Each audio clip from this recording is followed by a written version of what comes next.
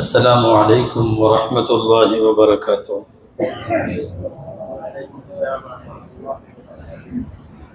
نحمده ونصلي على رسوله الكريم. أما بعد، فقد قال الله سبحانه وتعالى في كلامه القديم والفرقان الحميد: أعوذ بالله من الشيطان الرجيم. بسم الله الرحمن الرحيم. ثم جعلناك على شريعة من الأمر فاتبعها ولا تتبع أهواء الذين لا يعلمون. صدق الله العظيم. وقال رسول الله صلى الله عليه وسلم: فإن أمر بمعصية فلا سمع ولا طاعة. صدق رسول الله صلى الله عليه وسلم.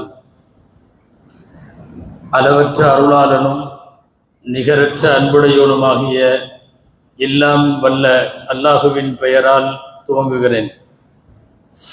அருமைநாயகம் முஹம்மதுர் ரசூலுல்லாஹ் ஸல்லல்லாஹு அலைஹி வஸல்லம் அவர்களின் மீதும் நற்பாக்கியங்கள் நிறைந்த அவர்களுடைய உம்மத்தின் மீதும், குறிப்பாக முபாரக்கான இந்த ஜும்மா நன்னாளில் நம் அனைவரின் மீதும் அல்லாஹுவினுடைய அன்பும் அருளும் நற்பாக்கியங்களும் என்றென்றும் நிறைவாக உண்டாவதாக. ஆமீன். அல்லாஹுவின் பேரருளால் இந்த உலகத்தில் பூரணமடைந்து விட்ட ஒரு ஷரீஅத்தினுடைய சொந்தங்கள் நாம் எல்லாம். இந்த உலகத்தில் குறைகள் இல்லாத, மாசு மறுவில்லாத நிறைவான சட்டங்களை உள்ளடக்கியது இஸ்லாமிய ஷரீஅத். ஷரீஅத் என்கிற சொல்லுக்கு என்ன பொருள் என்று நாம் யோசித்தால், இஸ்லாமிய வாழ்க்கை வழிமுறைகளை ஷரீஅத் என்போம், இஸ்லாமிய கொள்கை கோட்பாடுகளை ஷரீஅத் என்போம், இஸ்லாமிய சட்டங்களை ஷரீஅத் என்போம். ஆரம்பமாக நாம் தெரிந்து கொள்ள வேண்டிய ஒரு முக்கியமான செய்தி, இந்த மார்க்கம் நிறைவானது. புதிதாக எதுவும் சேர்க்க வேண்டிய அவசியம் இந்த மார்க்கத்திற்குள்ளே இல்லை. ஏற்கனவே இருக்கிற சில விஷயங்களை வெளியிலே எடுக்க வேண்டும் என்கிற தேவையும் இல்லை. ஒரு உயர்ந்த ஷரீஅத்திற்கு என்ன அடையாளம் என்றால், வெளியில இருந்து எதுவும் உள்ளேயும் வராது, உள்ளே இருக்கிற எதுவும் வெளியவும் போகாது. இந்த நியதியில உலகத்தில இருக்கிற எல்லா சமயங்களும் தோற்று போயிருக்கிறது. ஜெயித்தது இஸ்லாம் மட்டும்தான். சுமார் 1400 வருஷமாக புதிதாக எதுவும் கொண்டு வர வேண்டிய அவசியமும் இல்லை. ஏற்கனவே இருக்கிற சட்டங்களை நீக்க வேண்டும், வெளியேற்ற வேண்டும், மறுபரிசீலனை செய்ய வேண்டும் என்கிற தேவைகளும் வரவில்லை. அதனால் தான் சொல்லுகிறோம், இஸ்லாம் அதனுடைய ஷரீஅத் நிறைவானது, பரிபூர்ணமானது, சம்பூர்ணமானது. அல் குர்ஆனில் அல்லாஹ் சொல்லுகிறான், சற்றேறக்குறைய பெருமானார் ஸல்லல்லாஹு அலைஹி வஸல்லம் அவர்கள் இந்த உலகத்தை விட்டு பிரிவதற்கு ஒரு 80 நாளைக்கு முன்னால் ஹஜ்ஜினுடைய அரஃபாவிலே வைத்து இறங்கிய வசனம் அது. நாமெல்லாம் அடிக்கடி கேள்விப்படுகிற வசனம், அல்யௌம அக்மல்து லக்கும் தீனக்கும் வ அத்மம்து அலைக்கும் நிஅமதி. நான் எனது மார்க்கத்தை, இஸ்லாமை பூர்த்தி செய்து விட்டேன். ஸல்லல்லாஹு அலைஹி வஸல்லம் அவர்களுக்கு 23 வருஷத்தில் இறங்கிய எல்லா சட்டங்களுக்கும் பின்னால் அல்லாஹ் இதை சொல்லுகிறான், இந்த மார்க்கம் பூரணமாகிவிட்டது. அப்படின்னா இனி ஒரு புதிய சட்டம் புகுத்தப்பட முடியாது. ஏற்கனவே இருக்கிற எந்த சட்டமும் அப்புறப்படுத்தவும் முடியாது. நிறைவான மார்க்கம் இஸ்லாம். இங்கே நாம் முதல் தொடக்கமாக தெரிய வேண்டிய முதல் செய்தி இது. இரண்டாவது செய்தி, இஸ்லாமிய ஷரியத்தை உருவாக்கியது மனிதர்கள் அல்ல.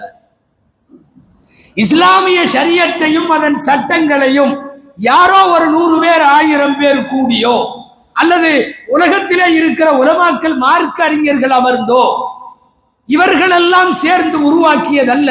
இஸ்லாமிய ஷரியத் நேரடியாக அல்லாஹ் சொன்னான், உங்களின் ஏகத்துவம் இப்படி, உங்களின் இபாதத் இப்படி, உங்களின் நிக்காஹ் இப்படி, தலாக் இப்படி, உங்களின் வாரிசுரிமை இப்படி, இந்த அனைத்தையும் வரையறுத்து கொடுத்தவன் எல்லாம் வல்ல அல்லாஹ். மனிதர்கள் உருவாக்கிய சட்டம் அல்ல. மனிதர்கள் உருவாக்கினால் அவ்வப்போது மாறிவிடும், மாற்றம் தேவைப்படும். மனிதன் அவன் சிறு அறிவுக்கு ஏற்ப, அவன் சிற்றறிவுக்கொப்ப, அவன் குறுமதியை அடிப்படையாக வைத்து சட்டம் இயற்றுவான். அவன் கண்ணுக்கு தெரிகிற தூரம் வரை. தொலைநோக்கு அவனிடம் இருக்காது. படைத்த ரப்புல் ஆலமீனுக்கு தெரியும் எந்த சட்டம் இந்த உலகத்திற்கு தேவை. காலப்போக்கில் இந்த உலகம் எப்படி எல்லாம் மாறும். மாறி வரும் உலகத்திற்கு ஏற்ப சட்டங்களை வகுத்து கொடுத்தவன் அல்லாஹ். சுருக்கமாய் சொன்னால் இஸ்லாமிய ஷரியத் யாரும் கை வைக்க கூடாது, கை வைக்க முடியாது, கை வைப்பது ஏற்புடையதல்ல. சட்ட மாற்றம் என்பது சாத்தியமல்ல. 1 கோடி உலமாக்கள் ஒன்று சேர்ந்தாலும் இஸ்லாத்தினுடைய சட்டத்தை அவர்களால் மாற்றுவதற்கு முடியாது.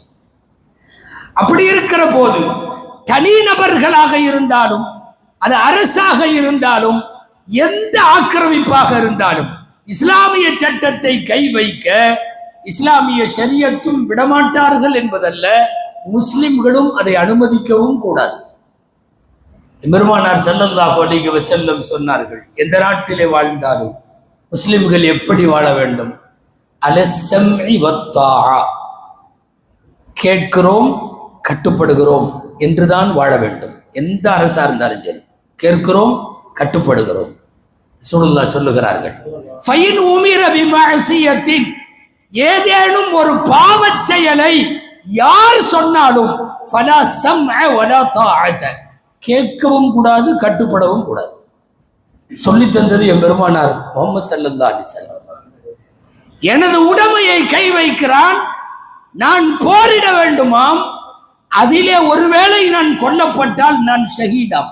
ஸல்லல்லாஹு அலைஹி வஸல்லம் சொல்லுகிறார்கள், எனது உடைமையை, எனது பொருளை, என் வீட்டை, என் மனைவி மக்களை தாக்குதலுக்கு உள்ளாக்கினால் எதிர்த்து போராட வேண்டும் என்றால் உயிரினும் மேலாக இருக்கிற ஷரியத்தை யாராவது கை வைத்தால் அந்த இஸ்லாமிய ரோஷம், ஈமானிய கிளர்வு அது தானாக வர வேண்டும். நிச்சயமாக அது போன்ற போராட்டம் என்பது அல்லாஹுவின் பாதையில் அறப்போர் புரிகிற வீரர்களுக்கு சமமானது. மார்க்க சட்டங்களுக்கு ஆபத்து வருகிற போது அவரவர்களால் முடிந்தவரை நாவால், கையால், அதிகாரத்தால், கல்வியால், பேச்சால், எழுத்தால் நாம் எந்தெந்த வட்டத்திலே இருக்கிறோமோ அந்தந்த வட்டத்திற்குள்ளே இருந்து அறப்போர்களின் மூலம் எதிர்ப்பு தெரிவிக்க வேண்டிய கடமை. வன்மம் அல்ல, வன்முறை அல்ல, ஆயுதங்கள் அல்ல. ஆயுதங்கள் இல்லாமல் அறப்போராட்டத்தை வென்றெடுக்க வேண்டிய கடமை முஸ்லிம்களின் மீது உண்டு. பொதுவாகவே இஸ்லாமிய போராட்டங்கள் அவைகளை அறப்போராட்டங்கள் என்றுதான் சொல்லுவோம். நான் வயலன்ஸ் ஆக்டிவிட்டிஸ், ஆயுதங்கள் இல்லாத போராட்டம். நான் மௌனமாய் இருந்தால் எனது ஷரியத்திற்கு ஒரு ஆபத்து வருகிற போது நான் அமைதியாய் தலை சாய்த்து விட்டேன் என்று பொருளாகிவிடும். குரல் கொடுத்தாக வேண்டும், போராடியாக வேண்டும். அப்படி ஒரு சூழல் இன்றைக்கு நாம் வாழுகிற இந்தியாவில் நம்மீது கிட்டத்தட்ட திணிக்கப்பட்டிருக்கிறது. வக்ஃபனுடைய திருத்த சட்டம் என்ற பெயரால் இந்தியாவிலே இருக்கக்கூடிய வக்ஃபுகள் அத்தனையும் உங்களுக்கு தெரியும், மறுமையை நம்பிய நல்லவர்கள் எழுதி வைத்து விட்டு போனது. மறுமையை நம்பாதவன் வக்ஃப் செய்ய மாட்டான். நான் ஒரு பள்ளிவாசலுக்கு, ஒரு மதரசாவுக்கு, ஒரு எத்தீம் காடாவுக்கு, ஒரு மார்க்க காரியத்துக்கு, ஒரு பைத்துல் மாலுக்கு என்ன சொத்தை எழுதி வைக்கிறேன்னா என்ன அர்த்தம் தெரியுமா? நாளை மறுமையில் அல்லாஹ் எனக்கு ஏதாவது இதற்கு தவாபு தருவான். யாருக்கு மறுமை நம்பிக்கை இருக்கிறதோ அவர்கள் தான் வக்ஃப் செய்தார்கள். மறுமை நம்பிக்கை இல்லாதவன் வக்ஃப் செய்ய மாட்டான். தன்னுடைய மனைவிக்கும் மக்களுக்கும் எழுதி வைத்து விட்டு போவான்.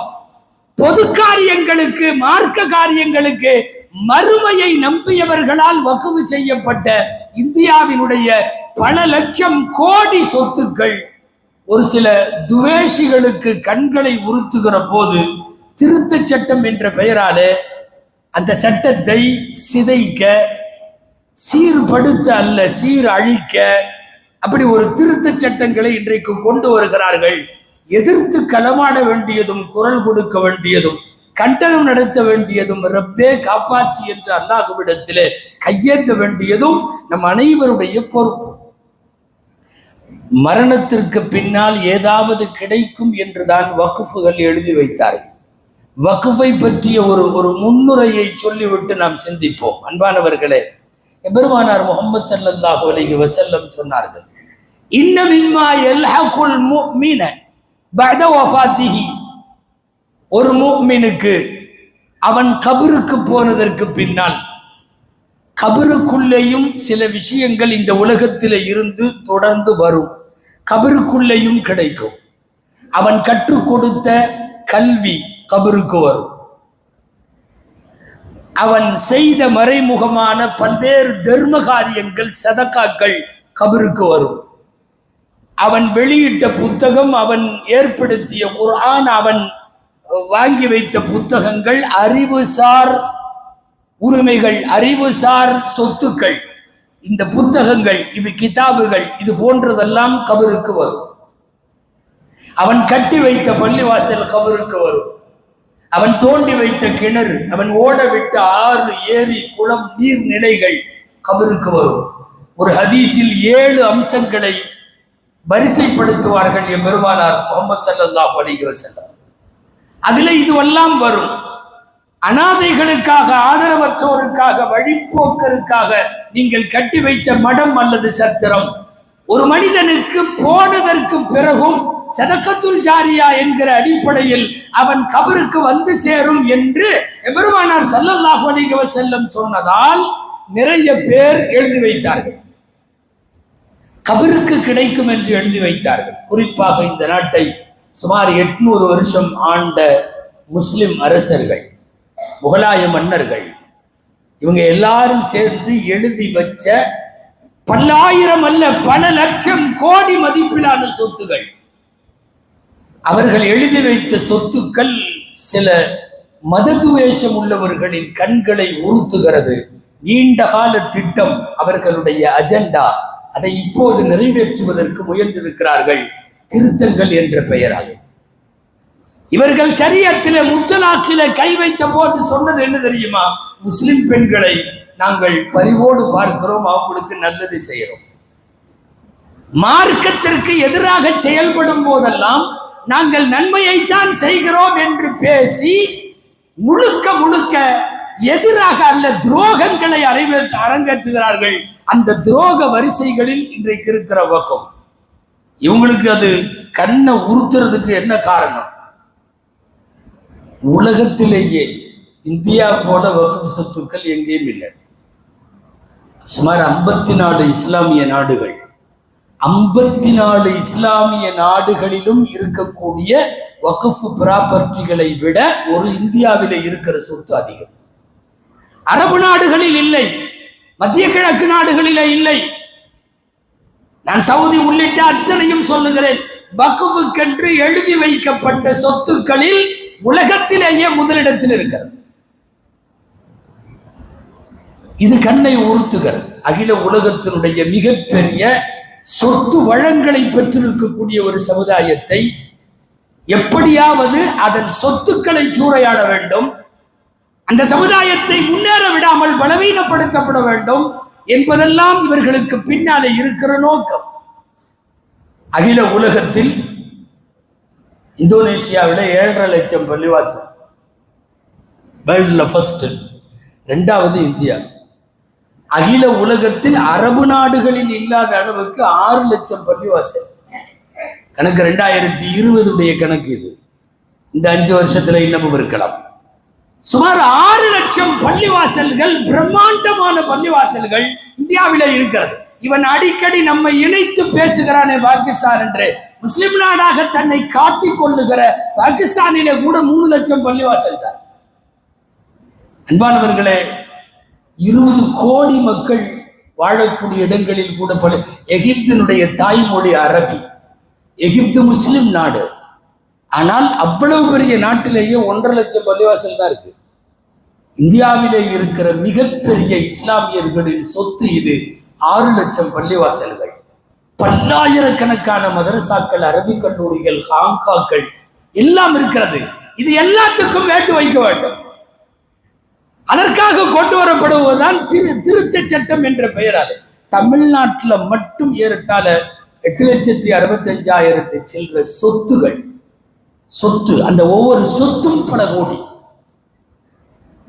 0 போட்டால் நம்மால படிக்க முடியாது. அந்த அளவிற்கு உள்ள பிரம்மாண்டமான சொத்து. சொல்லுங்கிறாங்கல்லவா, ஆர்மிக்கு அடுத்தபடியா ரயில்வேக்கு அடுத்தபடியான்னு இல்லை. சரியாக கணக்கெடுத்தால் ஆர்மி ரயில்வேவை எல்லாம் மிஞ்சுகிற அளவுக்கு இஸ்லாமிய வக்ஃப் சொத்துக்கள் தான் இந்த நாட்டிலே இருக்கிறது. இது எப்படி உறுத்தாம இருக்கும்?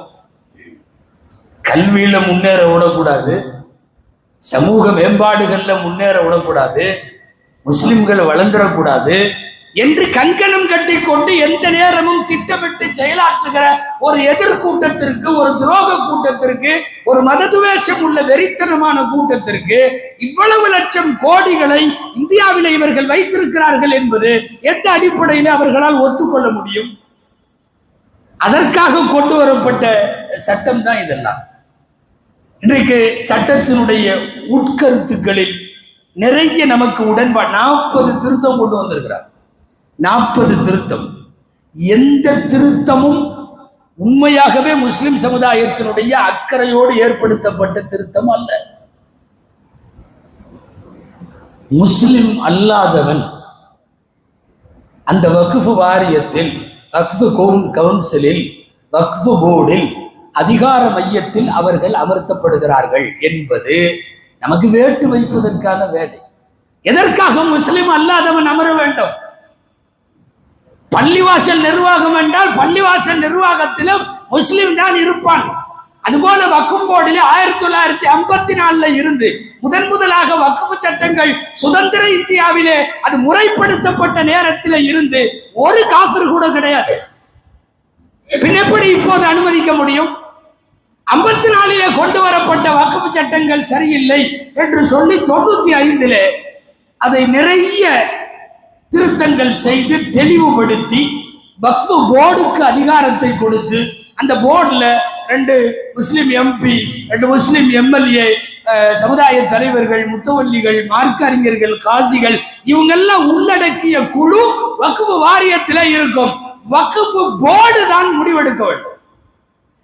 இது 95 இருந்து அந்த நடைமுறை இருக்கிறது. இப்போ 2025 கடந்த சில தினங்களுக்கு முன்னால் நள்ளிரவு வரை விவாதிக்கப்பட்டு ஒரு 12-13 மணி நேரம் விவாதிக்கப்பட்டு, முதல்ல 13 மணி நேரம் ஒரு சட்டத்தை நிறைவேற்ற விடாத அளவுக்கு அங்க கூச்சல் குழப்பமும் நீண்ட விவாதம் நடக்குதுன்னாவே சம்திங் ராங்னு அர்த்தம், தவறு இருக்கிறது என்று அர்த்தம். அதை எதிர்த்து நிறைய களமாடிய போதும் ஏற்கனவே போட்ட திட்டம் கண் துடைப்பு. ஒரு குழு போடுறோம், உங்க கருத்தை சொல்லுங்க, நாங்க நல்லது செய்ய வர்றோம். நடத்தப்பட்ட விவாதமே கண் துடைப்பு. ஆல்மோஸ்ட் அவர்கள் முடிவு செய்து விட்டார்கள், இந்தியாவில இருக்கிற வக்ஃப் சொத்துக்களை இவர்களிடமிருந்து கொஞ்சம் கொஞ்சமா எடுக்கணும், அதுக்கு வேற வழி இல்லை, இப்படியெல்லாம் சட்டம் கொண்டு வர வேண்டும். அன்பானவர்களே, ரொம்ப ஷார்ட்டா ஒத்த வரியில சொல்றதுன்னா இப்படி சொல்லிடலாம். நம்மாளுக இல்லாத ஒரே ஒரு டிபார்ட்மெண்ட் அது மட்டும்தான் என்று ஒரு கூட்டம் யோசித்தது. இந்தியாவின் எல்லா துறைகளிலும் அவர்கள் இருக்கிறார்கள், அவாளுகள் இருக்கிறார்கள், யாரெல்லாம் தேவையோ அவங்கெல்லாம் உள்ள இருக்காங்க.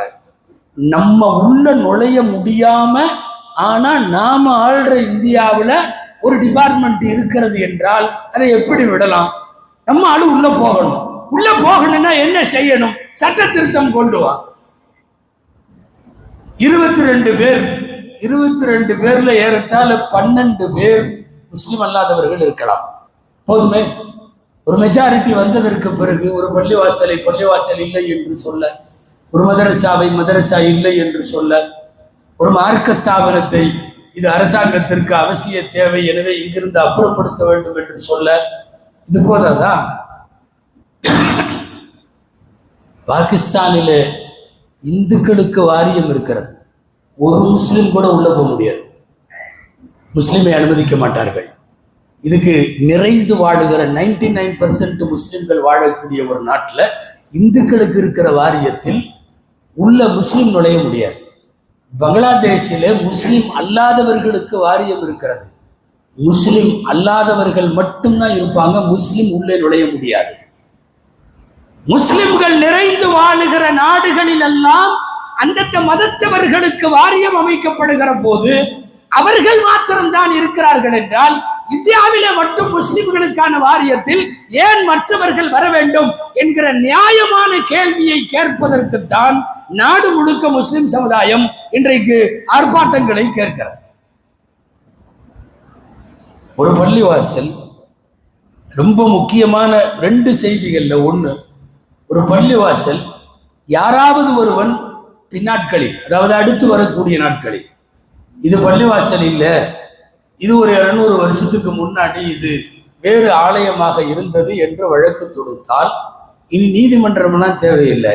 இது பள்ளிவாசலா இல்லையாங்கிறத மாவட்ட கலெக்டர் தீர்மானிப்பார். டிசைடிங் அத்தாரிட்டி, சைனிங் பர்சன் யாரு தெரியுமா? District collector.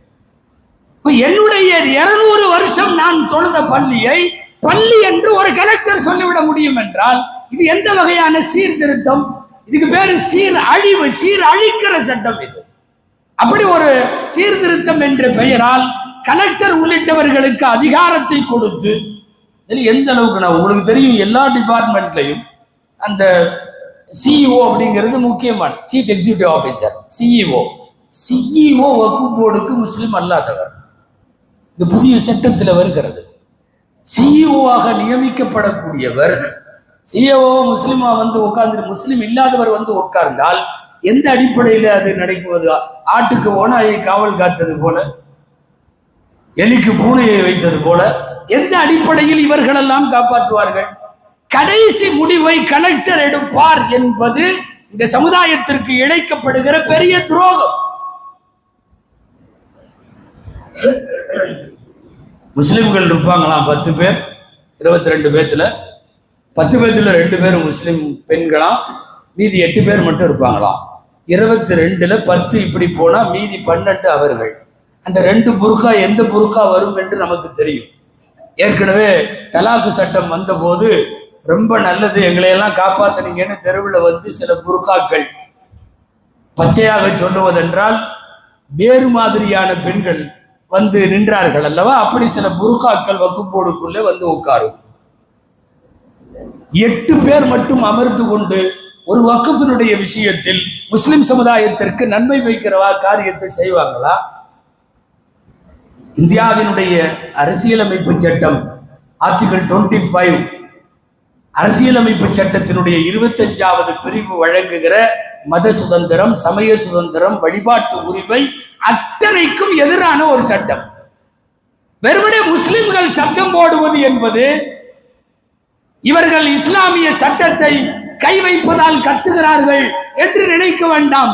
இஸ்லாமிய ஷரியத்திற்கும் எதிரானது. மறுபக்கம் இந்தியாவினுடைய அரசியலமைப்பு சட்டத்திற்கும் இது எதிரானது. அந்த அடிப்படையில் தான் வீதிகள் தோறும் போராட வேண்டிய கடமை இருக்கிறது. இன்றைக்கு இந்த சட்டத்திற்கு எதிராக உச்ச நீதிமன்றத்தினுடைய கதவை ஏராளமான முஸ்லிம் அமைப்புகளும் மனித உரிமை சார்ந்த ஆர்வலர்களும் தொடர்ந்து வழக்கு தொடுத்துக் கொண்டிருக்கிறார்கள். இந்த சட்டத்தை இவர்கள் நிறைவேற்றி விட்டாலும் கூட செயல்படுத்த விடாமல் போராட வேண்டிய பொறுப்பு நமக்கு இருக்கிறது. இந்தியாவினுடைய அடிப்படை என்பது இந்த நாட்டிற்கு செக்யூலரிசம். செக்யூலரிசம்னா கவர்மெண்ட்டுக்கு மதம் இல்லை, அதுதான் செக்யூலரிசம். செக்யூலரிசத்திற்கு என்ன அர்த்தம்? மதச்சார்பின்மைனா அரசுக்கு மதம் கிடையாது. அவர் தனிப்பட்ட முறையில் யாராவது இருப்பார், ஒரு பிஎம்ஓ, ஒரு சிஎம்ஓ, ஒரு ராஷ்டிரபதியோ, யார் வேண்டுமானாலும் தனிப்பட்ட முறையில் அவர்கள் மத நம்பிக்கை உடையவர்களாக வழிபாடு செய்பவர்களாக இருக்கலாம். அரசுக்கு மதம் உண்டா? இல்லை. அரசுக்கு மதம் கிடையாது என்பதுதான் செக்யூலரிசம். அதற்கு ஆபத்து விளைவிக்கிற ஒரு சூழலை இன்றைக்கு இருக்கக்கூடிய இதுல செஞ்சிட்டு இருக்கிறாங்க.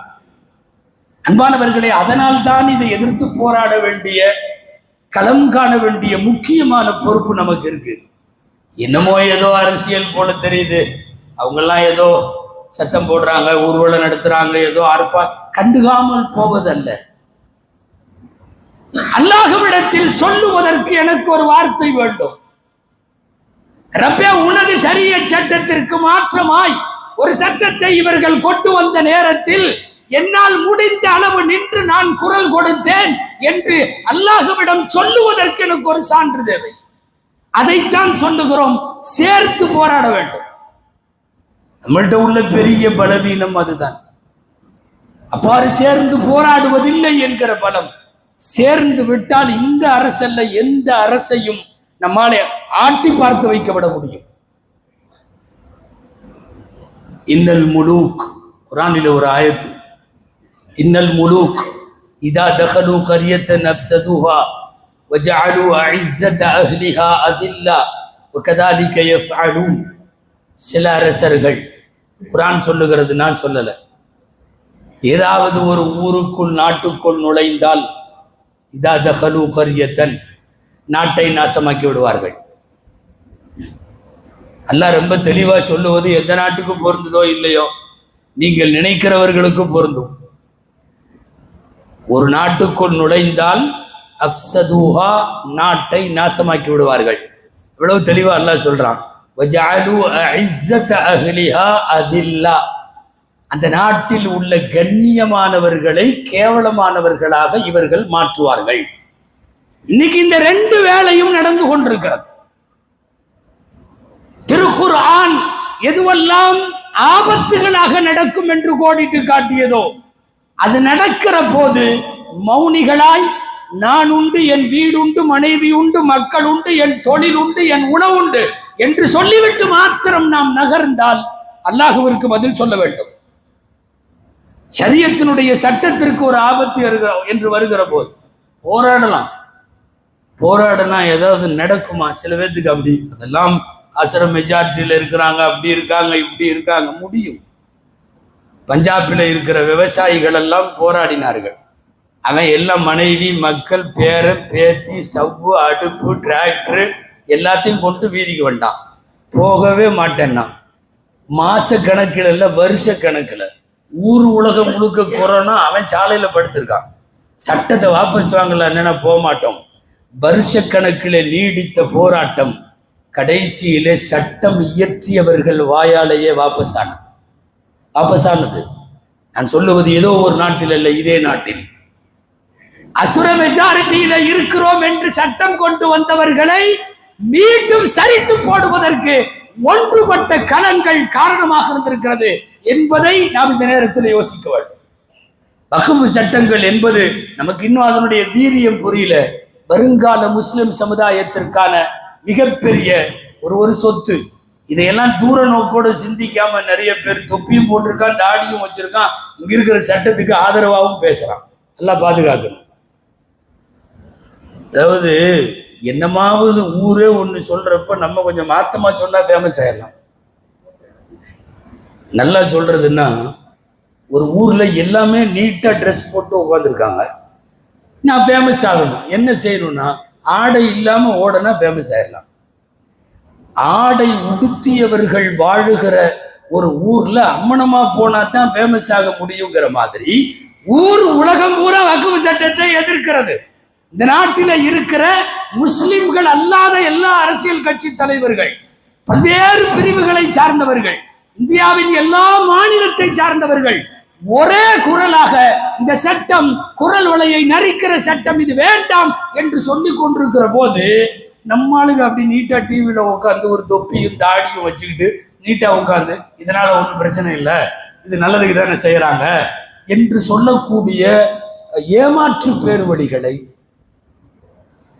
ஏதாவது ஒன்று நம்முடைய கவனத்தை நோக்கி ஈர்க்க வேண்டும் என்பதற்காக துரோகிகளின் குரலாக ஒலிக்கக்கூடிய முஸ்லிம் பெயர் தாங்கிகள் யோசிக்க வேண்டும், அல்லாஹ் பாதுகாக்க வேண்டும். அதாவது கருப்பு ஆடுகள் என்று சொல்லுவார்கள் தமிழ்ல துரோகத்திற்கு. அந்த கருப்பு ஆடுகளும் இந்த சட்டத்தை ஆதரிக்கிறது. நாளை வருங்காலத்தில் இது என்ன மாதிரி போகும்? அன்பானவர்களே, மிகப்பெரிய பெரிய கல்வி நிறுவனங்கள் எல்லாம் அகில உலகம் முழுக்க வக்ஃபிலே தான் நடக்கிறது. நான் சாம்பிளுக்கு ஒன்று சொல்றேன். அகில உலகத்திலேயே இஸ்லாமிய யூனிவர்சிட்டியில ஆகப்பெரிய யூனிவர்சிட்டி உங்களுக்கு தெரியும், கைரோவில் இருக்கிற அஸ்ஹர் யூனிவர்சிட்டி, ஜாமியுல் அஸ்ஹர்.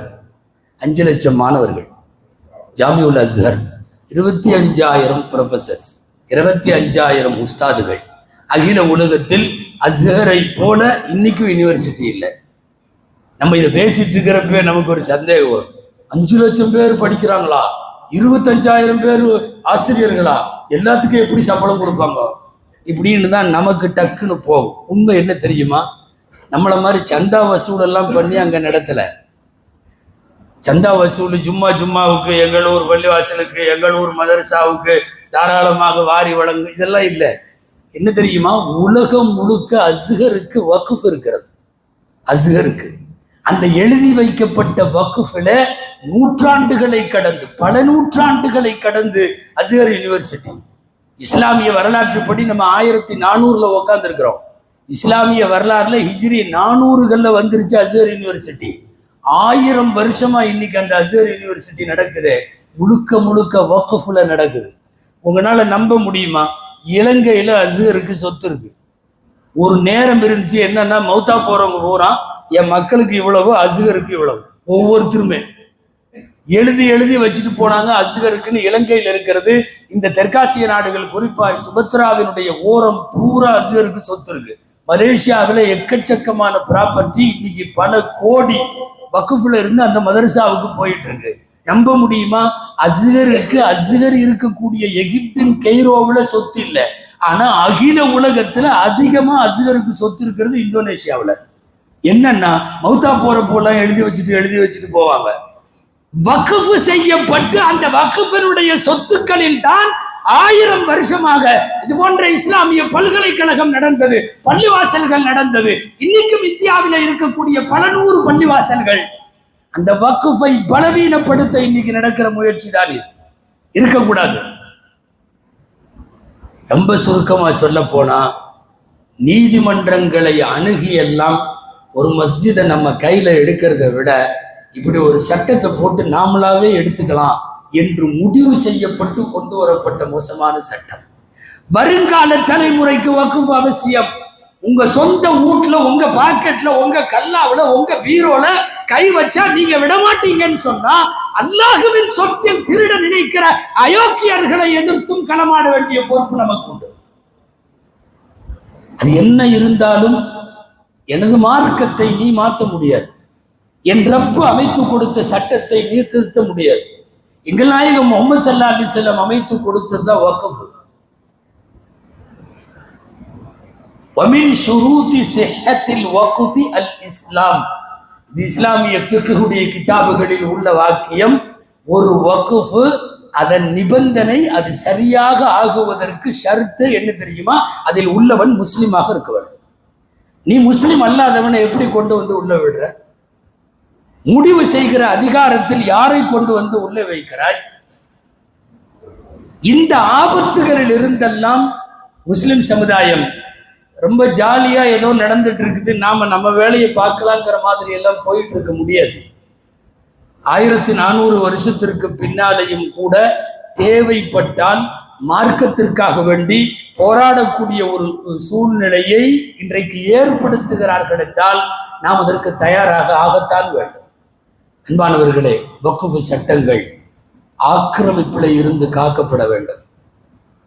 இது வெறும் உலமாக்கள் மீதான கடமை அல்ல. இது பள்ளிவாசல் நிர்வாகிகள் மீதான கடமை அல்ல. இது வெறுமனே இஸ்லாமிய அமைப்புகளை சார்ந்தவர்களினுடைய கடமைகளும் அல்ல. ரொம்ப சுருக்கமா ஒரு செய்தியை சொல்லி நிறைவு செய்கிறேன். இனி உள்ள காலத்திலேயாவது வக்ஃப் சரியாக பயன்படுத்தப்பட வேண்டும்.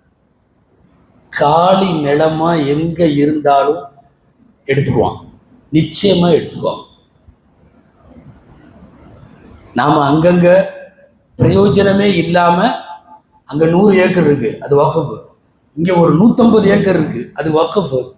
அது ஒரு கல்விக்கூடமாக இருந்திருந்தால், ஒரு கான்வென்ட் ஸ்கூல், ஒரு இஸ்லாமிக் பிரைமரி ஸ்கூல், ஒரு மெட்ரிகுலேஷன், ஒரு கல்வி நிறுவனம், ஒரு காலேஜ், ஒரு மெடிக்கல் காலேஜ், இல்ல ஒரு பெரிய மதரசா, ஒரு பெரிய அரபு கல்லூரி, அந்த காலி இடம் ஏதாவது கல்வி நிறுவனமாக மாற்றப்பட்டிருந்தால் இன்னைக்கு அதை கை வைக்கிறது கொஞ்சம் யோசனை பண்ணுவாங்க.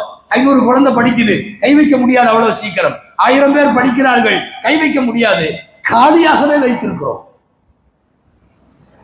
இனியாவது இந்த முஸ்லிம் சமுதாயம் காலியாக இடங்களை வைத்தால் தெரிந்து கொள்ளுங்கள், கண்டிப்பாக எடுத்துக்கொள்வார்கள்.